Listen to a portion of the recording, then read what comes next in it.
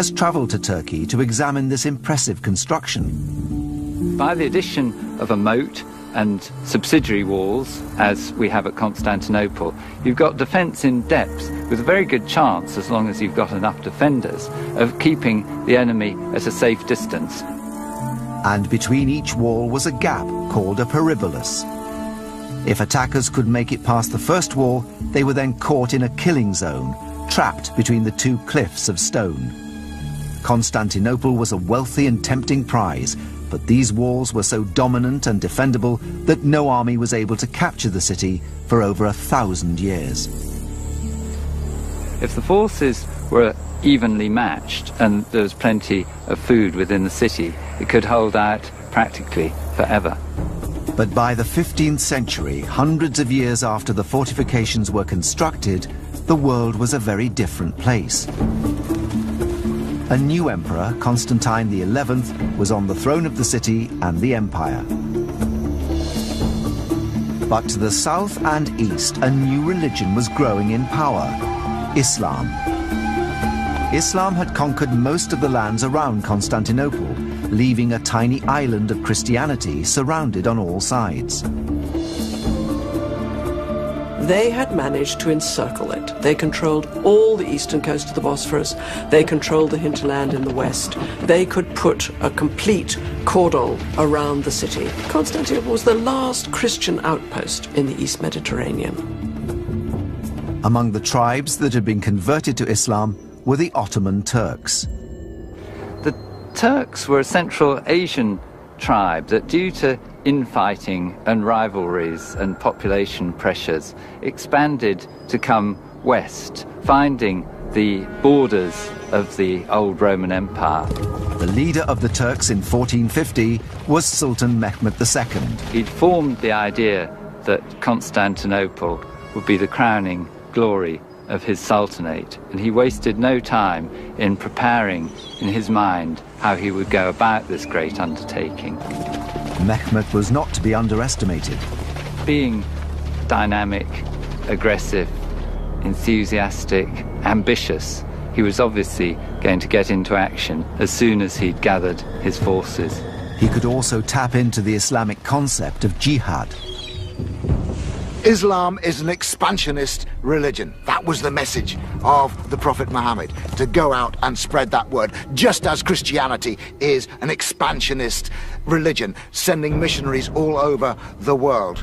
He sincerely believed it was his duty as a good Muslim to take the Christian city of Constantinople.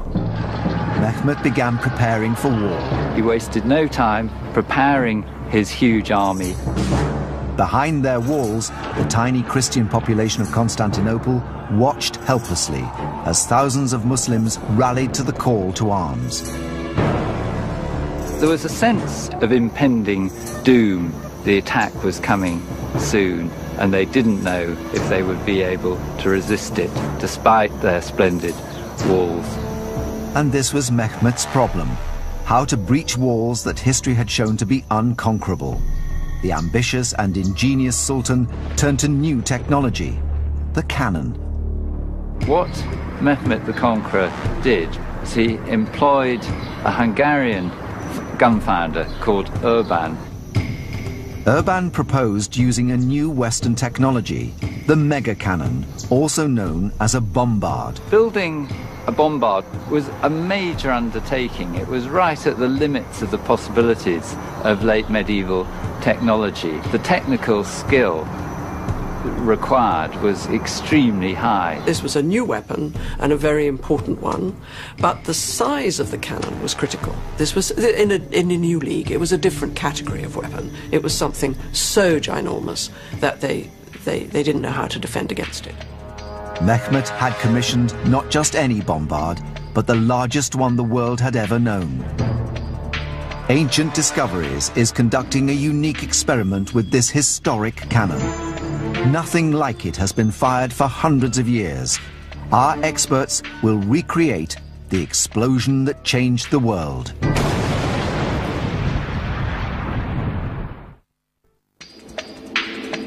This cannon is a replica of the largest cannon that in 1453 the world had ever seen, and our experts are about to fire it for the first time. Mehmed II and his Ottoman army were waging holy war on the Christian city of Constantinople. His technological trump card was the bombard. These great bombards were the superguns of the Middle Ages, the most powerful weapons on the battlefield. They would have to be. The walls of Constantinople had stood unbreached for over 1,000 years. The walls of Constantinople struck fear into the hearts of the attackers. The cannon was Mehmed's answer to these walls. This is the very beginnings of the heaviest artillery that has some chance of destroying massive masonry fortification.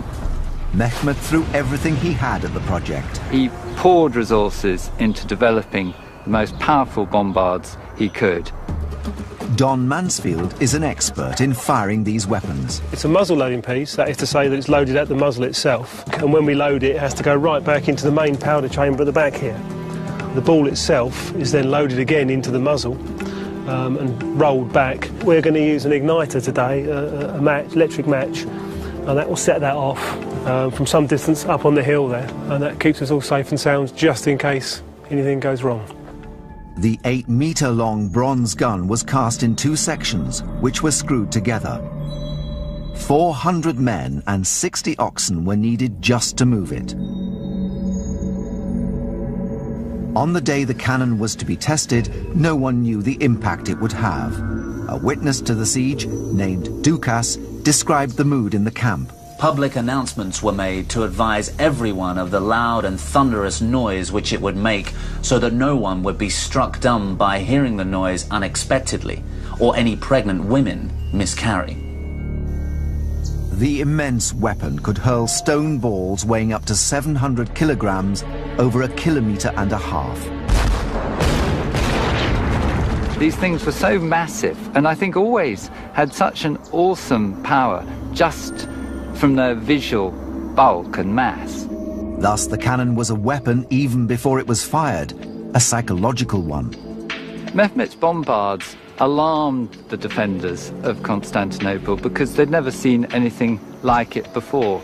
But its true power was only realized when it let rip. It was a new technology. The Byzantines had no answer to it. But has the power of the gun been exaggerated over centuries of storytelling? There's only one way to test this: to build one and fire it. I'm extremely excited because I love the sight of firing old cannon, and this is one of the most interesting ones to replicate. It'll be dramatic, it'll look powerful, and I think we'll get some sense of what it was like to be at the siege of Constantinople in 1453. It's been hundreds of years since a cannon like this was actually fired. This really is a first. It's an amazing piece of experimental archaeology. Exactly as 500 years ago when it was brand new, no one today knows how it will behave.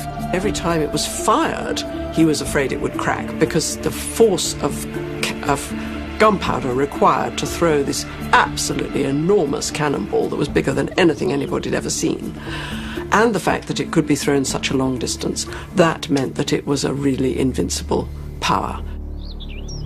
Ancient Discoveries has built a reinforced concrete wall 90 meters from the muzzle. The strength wall is scaled to provide an excellent comparison to the damage the real gun would have inflicted 500 years ago. In 1453, the fuse would have been lit with a live flame. Today, explosives expert Sidney Alford is using an electric spark to ignite the cannon at a safe distance. The team retreat out of the quarry. Okay. Firing! 3, 2, 1. The cannon blasts with unbelievable power. The accuracy and power are devastating. A meter-wide hole is smashed in the wall, and circular shock waves spread out from the point of impact, weakening the rest of the structure. The stone ball itself is smashed on impact, causing debris to fly back 15 meters. It was only a question of time before one great cannonball went in, really smashed a big hole through which the invaders could climb. The modern test echoes the original violent explosion, witnessed by the writer Christopoulos. There was a fearful roar at first, and a shaking of the earth beneath and for a long way off, and a noise such as never was heard before.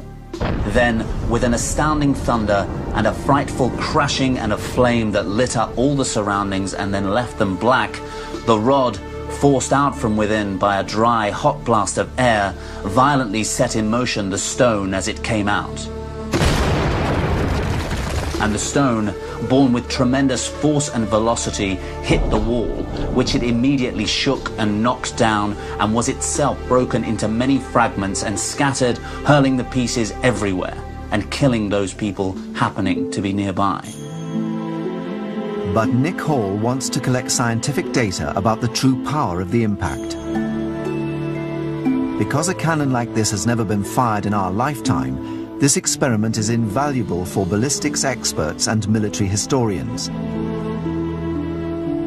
White stakes are set up directly in front of the cannon mouth at precise 50-centimeter intervals, so that the exact speed of the cannonball can be measured. If we measure the speed that the ball is going, we can weigh it. We'll then know the energy in the projectile. We can scale that up to give an idea of the exact power of Urban's bombards at the siege of Constantinople. The cannon is loaded for a second time. Again, the explosion rocks the quarry.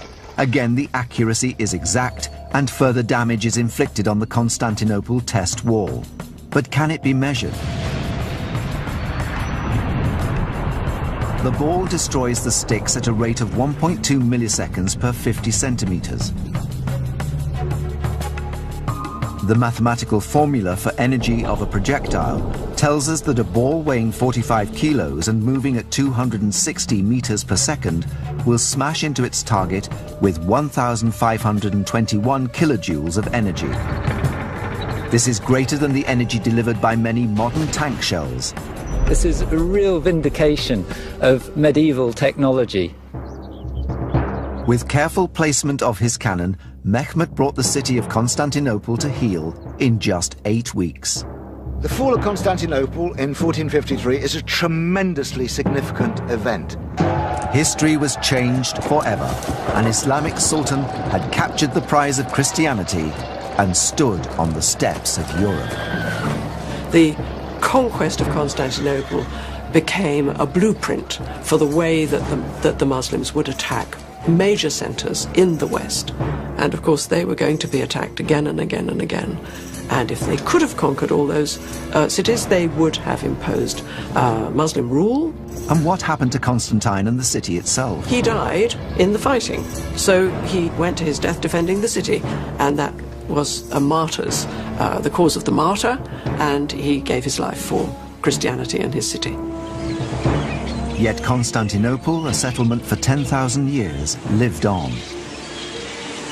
Constantinople had another life as an Ottoman capital, and it was beautified and went into a new phase of life as a spectacular Ottoman capital. From the awesome power of the Turkish bombard to the organic early bio-warfare of the ancient Maya, the battle over history's mega forts has produced some ingenious attack and defense systems. Whatever the local needs or resources, the aim has always been the same: